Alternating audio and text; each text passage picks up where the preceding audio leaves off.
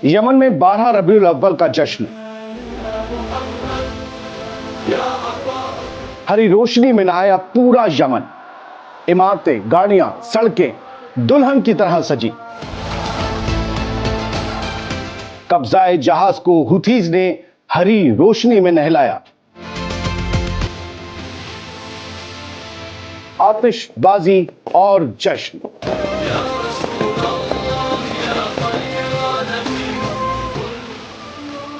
हर तरफ या रसूल अल्लाह का नारा। पैगंबर इस्लाम का यौम विलादत, जिसे ईद मिलादुल नबी या मिलाद भी कहा जाता है, इस्लामी कैलेंडर के तीसरे महीने रबीउल अव्वल की 12वीं तारीख को मनाया जाता है।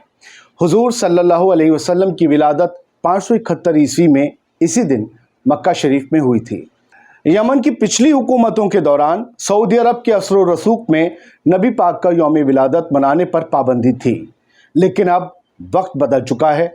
यमन के एक बड़े हिस्से पर अंसारुल्लाह मूवमेंट या हाउथीज का कंट्रोल है और उनके कंट्रोल वाला हर इलाका हरे रंग की रोशनी में नहाया हुआ है। ये दिन तमाम यमन की आवाम के लिए खुशी का दिन है। हिंदुस्तान, पाकिस्तान में भी इस मौके को ईद मिलादुल नबी कहकर मनाया जाता है, लेकिन हम बात यमन की कर रहे हैं। बिजली की कमी होने के बावजूद यमन में गाड़ियों, घरों, आवामी मकामात, सरकारी इमारतों और चौक को सब्ज रोशनियों से सजाया गया और सब्ज परचम लहराए गए हैं, जो अमन, रूहानियत और सब्र की नुमाइंदगी करते हैं। अब ये उस जहाज़ की तस्वीरें हैं जिसका नाम गैलेक्सी लीडर है।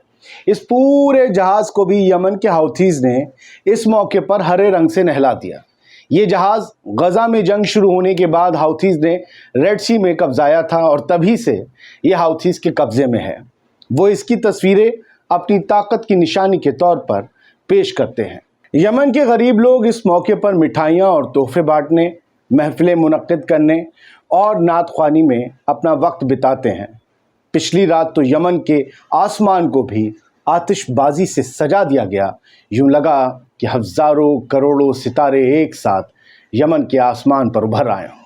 यमन के जिन जिन शहरों में भी प्रोग्राम हुए, वहाँ सिक्योरिटी के सख्त इंतजाम किए गए थे।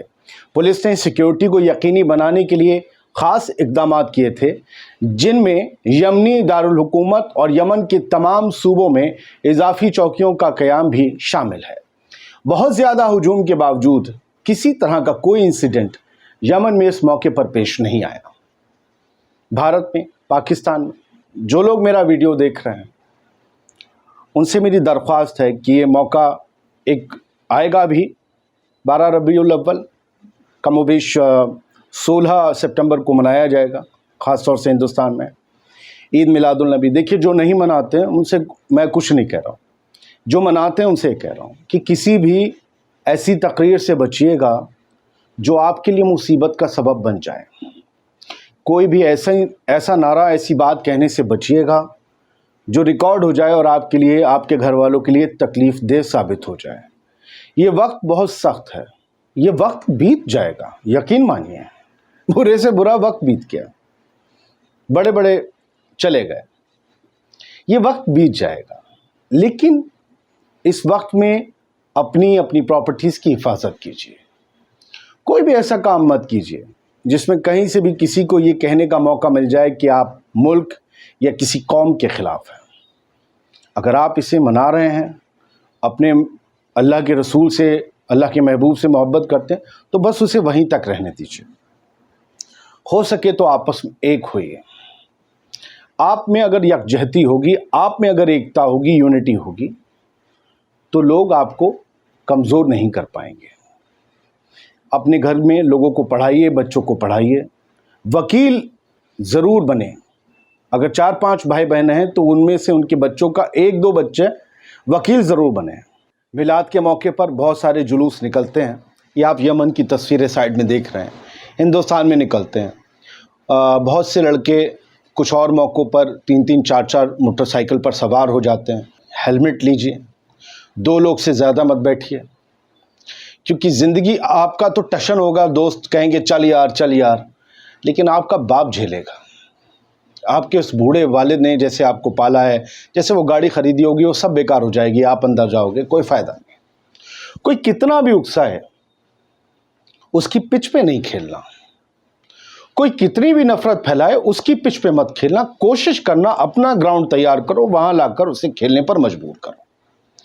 कभी किसी की बहस में मत पड़ना, और मजहब की बहस में तो बिल्कुल नहीं। इस मुल्क में और दुनिया में ज्यादातर तादाद अच्छे लोगों की है, हर मजहब में, लेकिन ये 5-10% जो लोग हैं इनकी जो पावर होती है ना, वो बड़ी खतरनाक किस्म की होती है। इनसे बचिएगा, इनके खेल में मत आइएगा, और हो सके काबू रखिएगा। यही दीन का पैगाम है, यही पैगंबर इस्लाम का पैगाम है। एक रहो, झगड़ो मत, और दुश्मन के हाथ का खिलौना मत बनो। वो दुश्मन जो चाहता ही है कि आप नेस्तो नाबूद बर्बाद हो जाएं। दुश्मन कोई एक मज़हब का नहीं, आपके मज़हब के अंदर के लोग भी हो सकते हैं। पहचानिए, समझिए। मैं आपका कोई टीचर नहीं हूँ, लेकिन मुझे लगता है जब मेरे वीडियोस को हज़ारों से लेकर लाखों लोग रोज़ देखते हैं, किसी 10 लोगों तक भी ये पैगाम पहुँच गया और वो संभल गए, तो मेरा काम आसान हो जाएगा। मुल्क से मोहब्बत करिए, मुल्क के लिए, हिंदुस्तान के लिए वफादार रहिए, मुल्क के लिए लड़ने और मरने को तैयार रहिए, लेकिन कभी भी किसी और के हाथ का खिलौना मत बनिए। कोई तुमसे तुम्हारी वफादारी का सबूत मांगे तो उसे सबूत मत देना, उससे उसकी वफादारी का सबूत मांगना कि तुम्हारी हिम्मत कैसे हुई मुझ जैसे आदमी से, वतन परस्त से, मेरी वतन परस्ती का सबूत मांगने की। पहले तुम बताओ तुम कहाँ से आए थे। अब जवाब में दलीलें देना बंद करो, ठीक है। ये कहने का मौका नहीं था, लेकिन चूंकि अब जुलूस निकलने होंगे इसलिए आपको बताया कि खामोश रहें, सब्र करें, सब्र करें। कोई भी शिकायत हो पुलिस से करें, कोई भी मसला हो गवर्नमेंट तक पहुंचाएं। गवर्नमेंट को काम करना पड़ेगा, आप शिकायत तो करो, आप सबूत तो मुहैया कराओ, आप जो आपसे लड़ने आ रहे हैं उनसे मौके पर लड़ना बंद कर दीजिए। ये पैगाम बहुत ज़रूरत समझकर आपको दे रहा हूँ। किसी का कोई प्रोटेस्ट हो रहा है, बिना जांचे पर क्या आप मत घुसिए, पहले समझिए क्यों है, कौन है वो लोग, किस लिए कर रहे हैं, उनका पर्पस क्या है, क्या वो मकसद सही है। बचिए, वतन आपका है। ये मत सोचिए कि यहाँ कुछ नहीं हो सकता, यहाँ आपको करना पड़ेगा। उसके लिए पढ़ो, लिखो, तैयार हो, एक रहो, और किसी के पचड़े में, किसी के उकसावे में मत आओ। शुक्रिया, सलामत रहिए, खुश रहिए।